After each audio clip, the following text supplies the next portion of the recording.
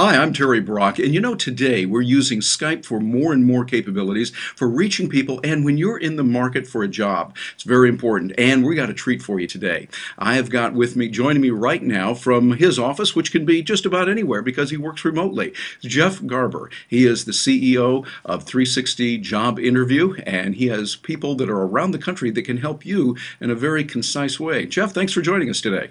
Hey, you're welcome. My pleasure, Terry. I'm really excited. I've been looking at your website and I've seen the kind of things that you do, how you help people as they're doing interviews, and they're doing it now. We're seeing more and more people using tools like Skype. Are you seeing that as a growing trend? Absolutely. It's not so much a trend anymore because trend sort of gives the feeling that it's going to be in the future. It's here in the now and the present. When you have over 500 million people using Skype and you watch it daily on CNN, ABC, and the most recent disaster in Japan, and most of the reporters were delivering their story via Skype, it's here now. It's not a trend. Yeah, absolutely. Why do you think that is? Well, I think that technology has really enabled us for connectivity. I think it's an easy technology for folks to use, and people have really embraced it. I think what happened was it actually grew out of their personal use, connecting with loved ones, families across the country or all over the world that may have moved. And once they've sort of brought it into their own lives, they felt comfortable. And then, of course, when the business applications came, as that was being developed, they felt very comfortable using the technology. Yeah, it makes a logical extension from what we've been doing personally, and now we see the real business application of it, and what more practical application than knowing how to interview. Now, I understand you're helping people in that you interview them, you provide that as a service on your website, and I wanted to twist your arm a little bit here, now that we got you on screen, to find out a few of the tips that are available, at least get a couple of them from you here on the video, that you would advise to someone who is, maybe they're looking for that job, they don't do a lot of interviews, but they want to make sure they come across well. What are a few tips that you could pass along to that person? Well, first of all, is we provide a lot of career counseling, interview coaching, and resume building via Skype. So we're very familiar with the technology, and so is our coaches. A couple of things is we want people to feel familiar with the technology. More and more employers are going to opt for the first screening to be via Skype for a number of reasons. One is it's more economical for them. They don't have to fly a potential candidate into the home office. And also, you can record a Skype interview. Our 360 workforce, which is directed towards the employers, we actually record potential candidate interviews for job openings. But from a counseling standpoint, we say to the job seeker is, first of all, get familiar with the technology. Skype is free as far as using it on online in a webcam. Sign up for an account. It's very easy to do. Second of all is, if you have an interview coming up that is on Skype or webcam-based technology, get familiar with it. Once you sign up, spend some time with it, maybe Skype a friend or a colleague. Make sure prior to the interview you're totally comfortable with the technology, because the worst thing would be is to start an interview and show the fact that you are ill-prepared and you're not familiar with technology. In this day of competitive jobs, you have to be on the cutting edge of embracing technology, and in some ways this is a live test that if you are ill-prepared and not coming across technology proficient, it will work against you. Yeah, so knowing the tools, knowing how to use them is very important, and I'm sure there's a lot of other good ideas, and you'll have that. So tell us a little bit about your website and how people can access that. Well, it's 360jobinterview.com, and what we do is provide live career coaching, interview coaching, and resume building with over 300 HR coaches in 55 job fields. So for instance, if you were placed in finance and you are looking to figure out how to plot your next job strategic plan, you could actually connect with one of our folks where you actually read their bios, see their picture, and we do electronic scheduling to determine an appointment that is best suitable for you. And then from that point, you go through a shopping cart experience and you set up an appointment with a coach, upload a resume if you have one, or an upcoming job description. And from that point, it is a very hard-hitting 1-hour live Skype with a professional HR person. Yeah, and I like the way you do that. I was looking at your website and see if someone's in finance or engineering or whatever, they're going to get someone who really knows that industry and be able to get help. And the beauty of what you've got is it's geographically independent. It really doesn't matter. You can get people to assist you in those specific areas where you need help and be able to hone up those skills that if interviewing is not your real strength, hey, you get some help on that. Well, exactly. And I think one of the things that we're excited about is that no matter where you live, if you live in a small town, you have access to tremendous coaches that are in large metropolitan areas and specialists in your field. You know, I think with jobs being a tough competitive market, it's important for the job seeker to really be the best at their game, and I don't think anyone can afford to wing it. For instance, for every job opening, there's between 300 and 500 applicants, and from that standpoint, maybe only 10 or 12 are actually called for an interview. So if you're lucky enough, fortunate enough to get that call for an interview, you don't want to miss that opportunity. Yeah. Another thing that I want to talk about is, from a Skype standpoint, is when you actually do get that interview, and if it's via Skype, make sure that, as we talked about the technology, that you also are, one, prepared. This is a real interview, so make sure that you really study the questions. Yes. And if you're proficient.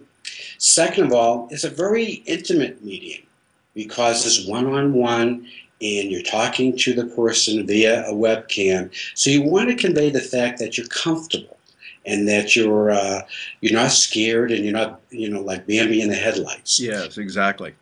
The other thing is, it is an interview. Make sure that you dress appropriately for the job that you're applying for. Mm-hmm. And I would suggest dress head to toe because you never know, for some reason, if you have to sort of stand up in mid-interview that your bottom half matches your top half. Yeah, exactly. It doesn't look real well with those cutoffs on when you have the coat and tie above, thinking that they're not going to see that, and oh, whoops, now they do. Exactly. The other aspect is make sure that the lighting is good. You want to look the best that you can.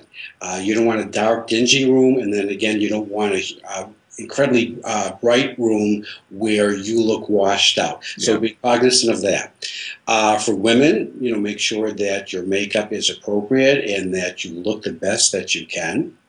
And as far as noise, make sure that if you do a webcam interview, a Skype interview, that you're in a noiseless environment. If you have a dog that tends to bark when the doorbell rings, maybe that dog could maybe visit the neighbors during that session. Yeah, I like the way you phrase that. That's a good idea.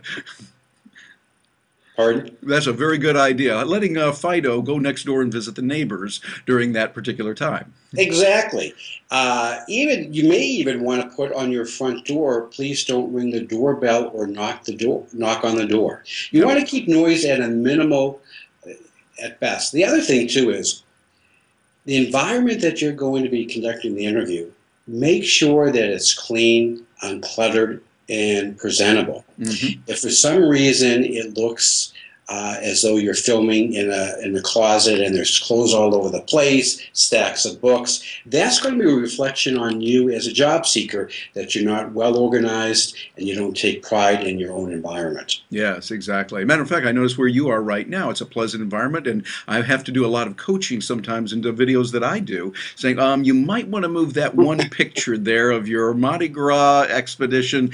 You might want that one to be moved away. I know this is more formal, but I see the way that you've done it there. It looks very appropriate. Have you taken some thought yourself and saying, okay, I'm going to set this up and use it for some of your interviews? Oh, absolutely, because all day long I'm on Skype and I do a lot of interviews as well. And I think that I have to practice what I preach. Yep, exactly. Now, one thing I want to hit you because this is a very important. We've talked about this in interviews. It's very much like a television interview.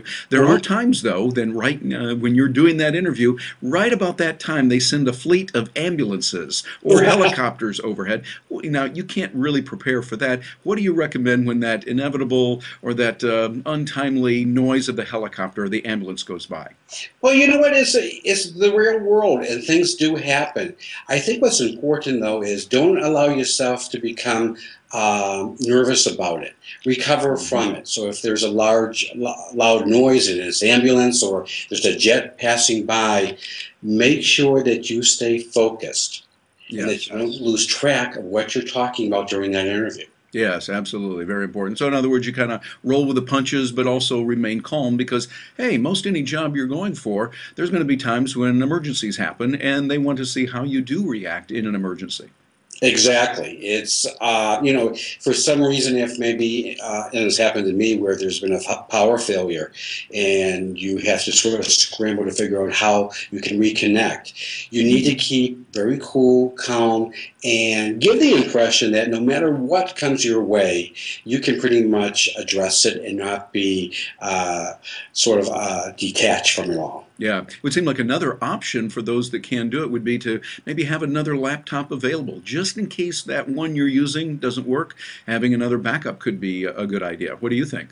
Hey, I think that's a great suggestion. Good thinking. No, I like that a lot. Yeah, well, there's a lot of similarities between doing the job interview and doing other interviews that we've done and recording.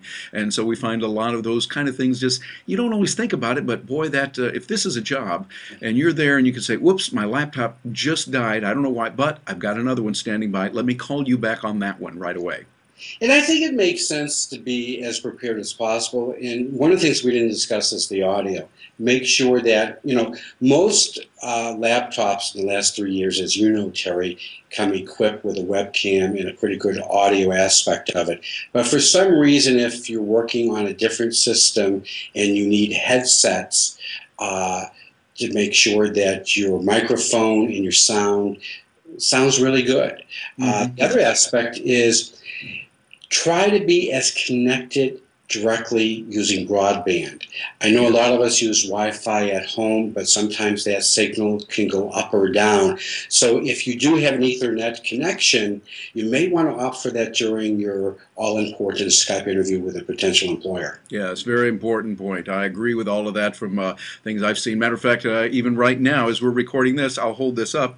I'm using my Yeti microphone here. So I've got a nice professional microphone, and notice you don't see it here. So that's just for those of you watching there at home. You have it there so that it comes across very well. And the Wi-Fi, yeah, we like to use that, but if you can lean toward Ethernet, absolutely. Jeff, I'd have to agree with you completely on that.